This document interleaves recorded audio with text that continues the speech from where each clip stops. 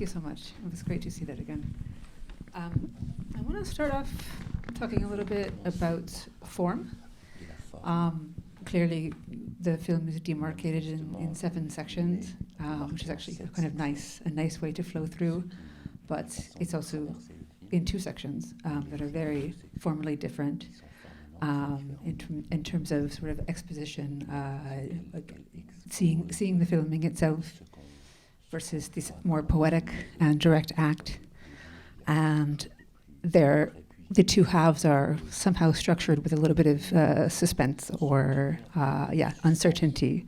So this lovely mix of thriller tension, what seems like more standard observational documentary, and this kind of essayistic work. I'll stop there so you can answer the question.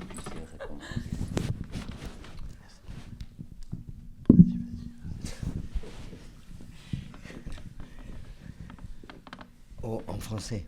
C'est comme tu veux. Tu parles anglais, je pense qu'on gagnera du temps. Mais c'est comme tu sois à l'aise. Okay, I'll try. So it's very obvious that there are two sections and seven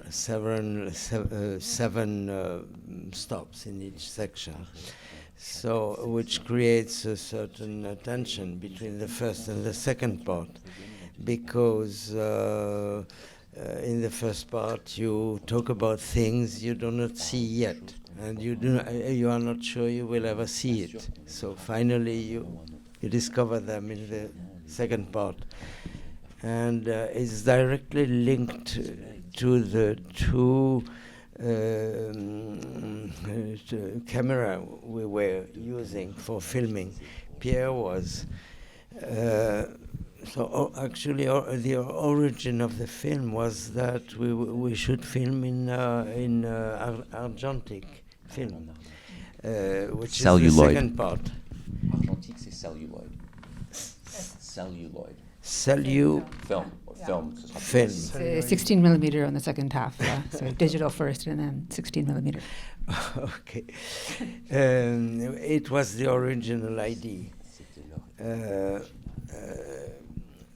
Coming back with Mark to the origin of flowers, with the origin of cinema, with the origin of the technique.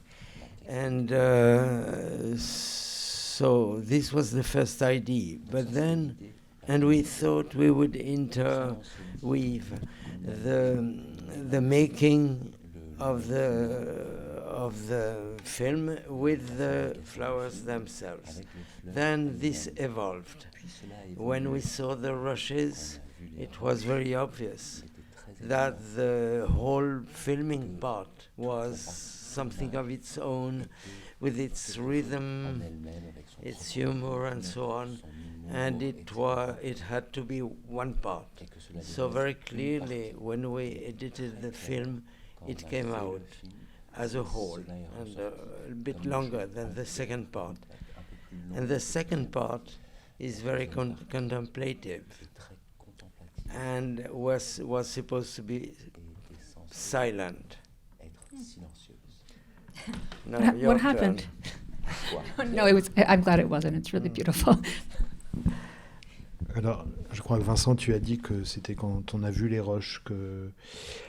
Mais c'est bien avant qu'on a décidé que le film serait en 2 parties. C'est très tôt, dès le tournage, en fait, que intuitivement, on a pensé que le film ne serait pas un mélange des deux qualités d'image, mais en 2 parties, parce que les 2 caméras très différentes produisaient vraiment un autre espace et un autre temps, et qu'il était impossible de mélanger ces 2 qualités de temps et d'espace.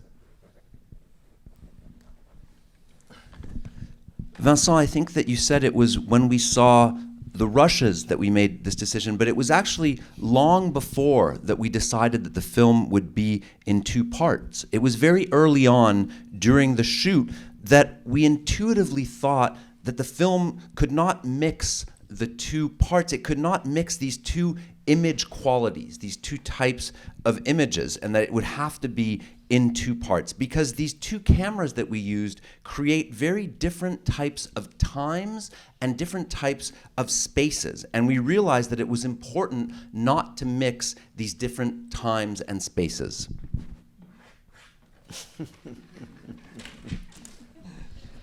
And about what was going to be silent and then became this voiceover, I believe, by Vincent, yeah? And also semi-improvised, if I understand? À toi.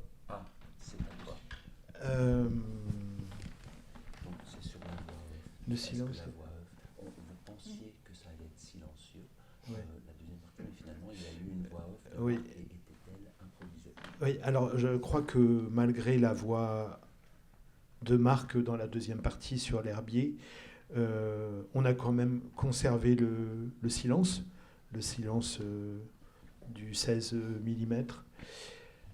Et on avait envie d'entendre, ce qui est assez rare au cinéma, d'entendre le son du montage.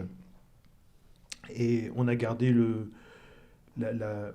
l'enregistrement de la voix de Marc commentant en direct quand il découvre les images. Mais je crois que le silence est conservé. Ça va ? Oui, ça va.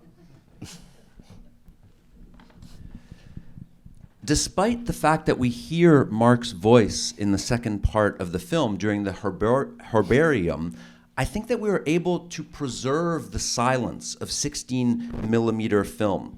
We wanted to hear something that is actually very rare in cinema, which is the sound of the edit. And so we kept the recording of Mark's voice live as he discovered the images. And I think we were able to preserve that silence. And there's so much, well, there's a different feeling, I guess, in the sense of his passion, the way that he's being shown so passionately encountering these plants, and has these almost comes to tears at times. And then in the second half, we have this kind of just this expansive flow, and it's a very sort of beautiful comparison. And I will make a question out of that, which is, I was curious if, all of your films are so collaborative with often many of the same people that you're either focusing on or working with, and I was curious how much you worked with Mark, and had you worked before in terms of thinking about these, how to approach this?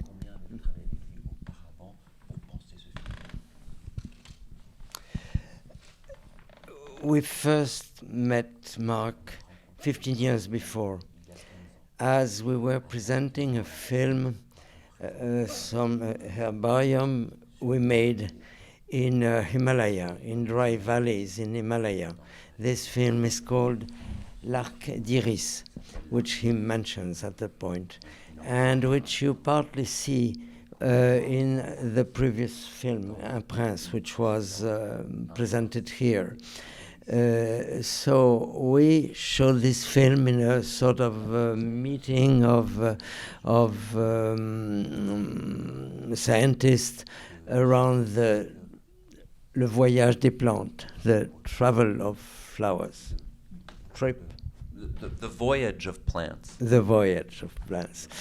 Between the east and the west and vice versa. And he was silent. And when we left, he said, "It's wonderful, we should do that in Normandy." So many years later, Pierre was asking him to play in the Un Prince, and at the same time we had financing for a new film, and we asked him if he would do these 7 walks with us, which he accepted with enthusiasm, I must say, because he's always rather unhappy with films which are done with him, and he cannot stand his voice, and he doesn't want to see himself on a screen. This is partly why he's not here.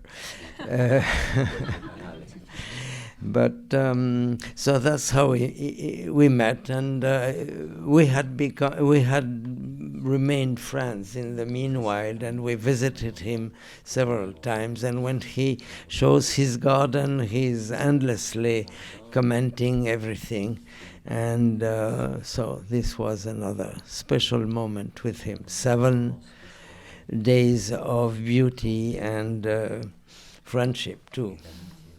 And you had something you wanted to read from him, I believe, if you want. And I'll say Yes. after that, if you want to, we can start taking questions. Okay. So before we left, he sent us a few words for you. Tell the Americans to be luminous like plants, and that capitalism leads to death and our extinction. We must be humble and simple like wild flowers. If you hear this and take it to heart, then we can be saved. There is nothing wrong with being humble, yet there is everything wrong with being egotistical. Ask not what the world can do for you, but what you can do for the world. Generosity pays, but meanness has to be paid for. Be full of light, like plants.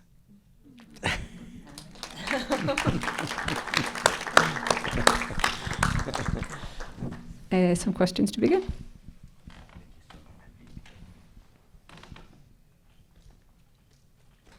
Yes. Why was it 7 walks?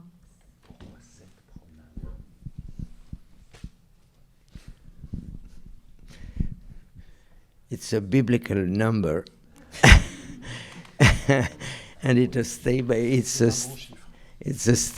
good number. We liked it. 12 is too many. 3 is not enough. But it must be biblical.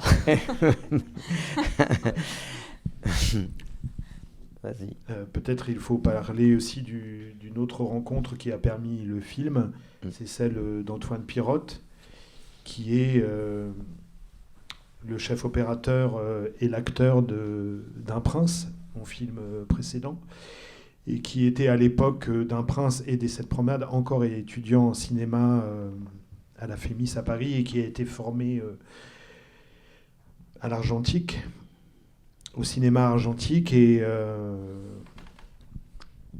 c'est grâce à lui qu'on a, enfin c'est de cette connaissance-là qu'il a de l'argentique qui nous a donné envie d'utiliser ce moyen et de revenir, comme Vincent l'a dit, à l'origine du cinéma.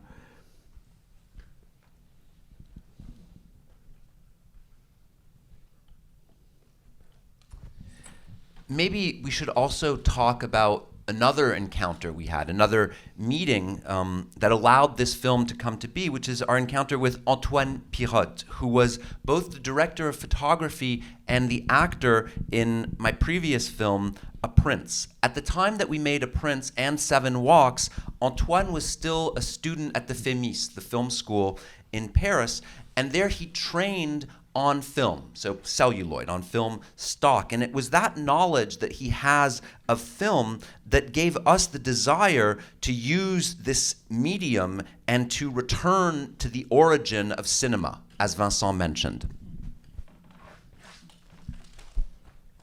Yes.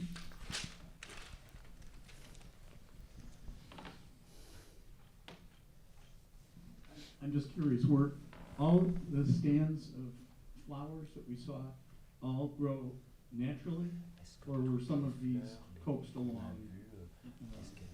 by humans? Is this clear? Yeah, Yeah. it's clear. They are all natural, except those planted in on his land. He doesn't want to say garden. He doesn't like gardens. He likes plants. So he calls his land le projet, the project. So here he has been collecting plants from other collectors, exchanging from for collectors, and the sorry, nurseries, and botanists and nurseries. So there it's planted. The rest is all natural. So the idea we chose the spots because we knew them. This is close to where we live. We have stories in each of the spots, and he does, as you understood. But we let him guide us and notice what plants were noticeable, and we would inspire to develop something. So this, for us, it was a surprise. We couldn't know in advance. And you kind of flow them together anyway, because this is the history of them, as they interact. Exactly.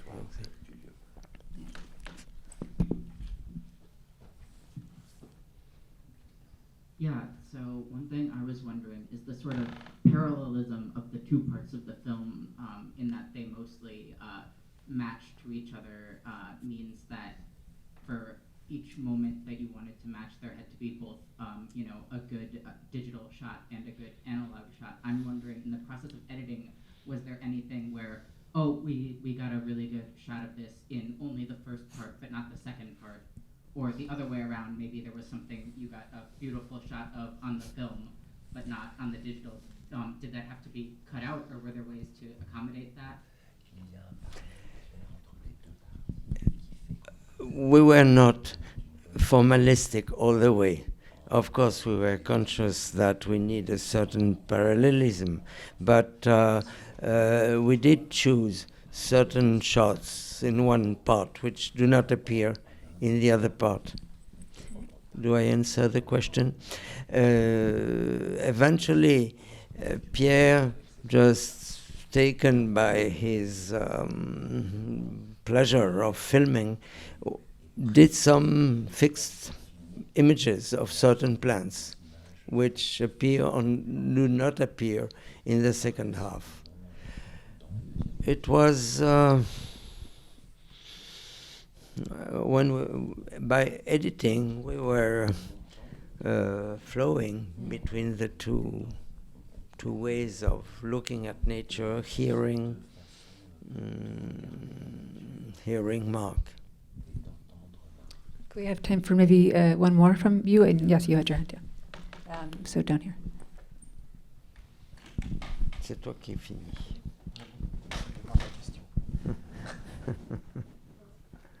I imagine that the process of making the film was very meditative, and the slowness of it, of the reflection. I was just wondering if there was anything meaningful you learned about yourselves or about cinema in itself.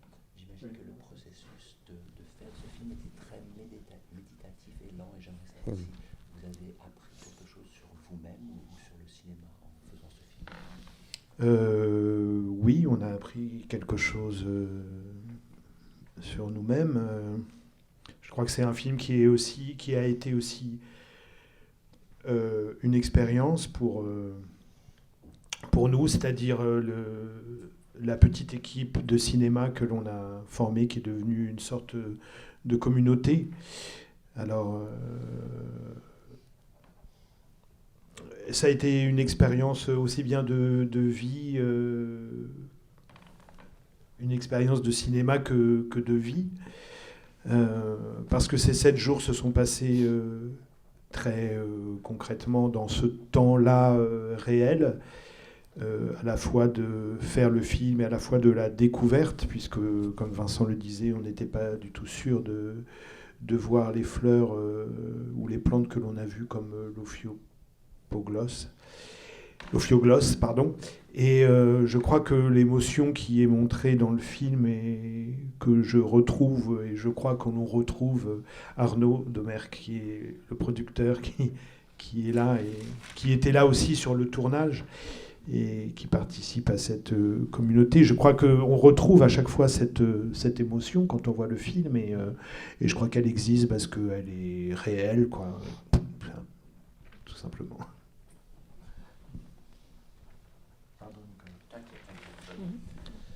Yes, we did learn something about ourselves. I think that this film was also an experience for us, and by us I mean the small film crew that we brought together that became a community. It was an experience of life as much as of cinema. These 7 days went by very concretely in the real time of making the film and of discovery. Because, as Vincent said, we were never sure that we would see the flowers that we saw, such as the Ophioglosse. The ophioglosse. C'est ce que tu redoutais. Moi, mais vous l'avez fait seulement une fois, donc c'est sympa. I think that the emotion of the film, we find it again every time we see the film, and I think our producer here, Arnaud Domergue, who was part of this community, who was on the shoot with us, would agree. Every time we see the film, the same feeling, the same emotion is there because it is real. Okay. 2 last brief things I wanted to ask. In some ways, I'm not sure it matters, even if it's a metaphorical project, but how close is he getting, or do you think he'll get to this primary zone?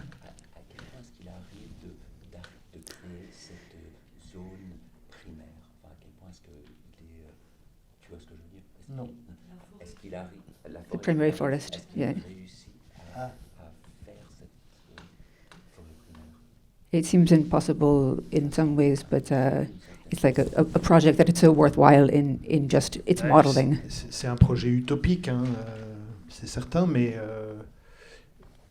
à la fois scientifique, mais ça, on ne sait pas à quel point le fait d'associer des plantes d'origine primitive vont pouvoir créer eux-mêmes des écosystèmes, reconstituer par association certains écosystèmes.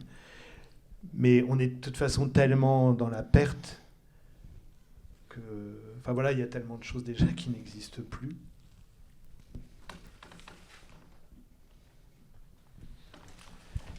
It's certainly a utopian project. It's also a scientific project. We don't know how or to what degree associating primitive plants can create ecosystems, can recreate ecosystems through the association of plants. But in any case, we've already lost so much. So much has already been lost. Mm-hmm. He insists, when he talks about the project, he insists that he wants people to feel physically what could have been such a forest 400 million years before. There is a pedagogical intention as well as an artistic intention. He is a visual artist too. He makes drawings and collages of his plants and forests. Right now the forest is only 30 years old, but he managed to collect like these very primitive plants we saw outside of his garden, and he brought them in his garden, in his land, on his land.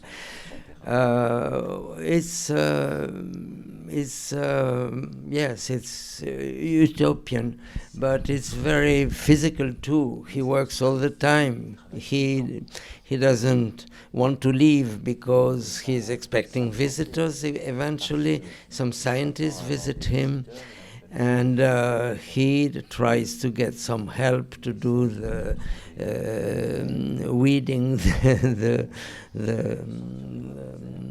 the land or watering or wherever. So it's intensive work. He dedicates his life to it. And I want to thank you both for dedicating your lives to creating this full cinematic picture of this area that just keeps unfolding. And I think I and we are all looking forward to the next.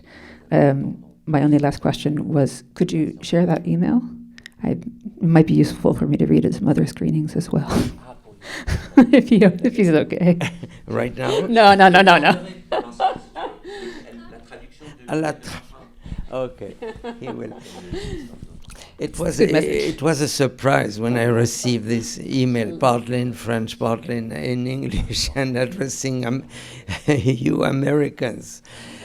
I found it a bit daring. It's a pity. There's a lot of people from a lot of places in this town. It's a pity he's not here to tell him himself, but Oh, it's amazing. He says things with such a heart. We cannot. It's shocking for us as well. Yeah. When he gets furious against farmers who destroy the land, who destroy the soil, and against the stupidity of politics and the vulgarity of the public when in a misuse of the land and nature, lack of respect. So it's balances between wonder and fureur, anger. Of course. All right. Thanks so much again. We really look forward to the next. And yeah, thank you for being here. Thank you.